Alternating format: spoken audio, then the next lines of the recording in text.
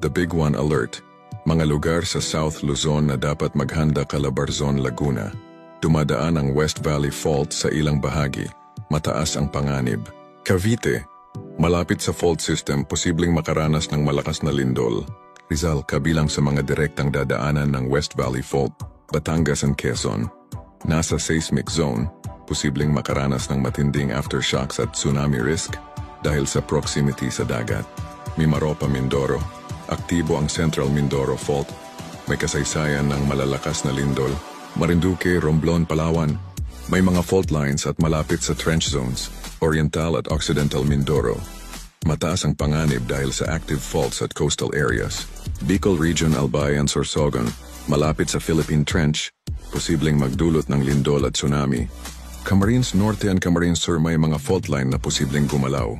Catanduanes and Masbate. Masbate ay kilala bilang seismically active. Huling gumalaw ang fault dito ilang dekada lang ang nakalipas. Dapat gawin na ngayon. Maghanda ng go bago. Emergency kit, alamin ang evacuation plan ng pamilya. Magpa-assess ng bahay gusali, lalo na kung malapit sa fault line. Makipag-ugnayan sa barangay at LGU. Iwasan ang pagtira sa landslide at fault line areas.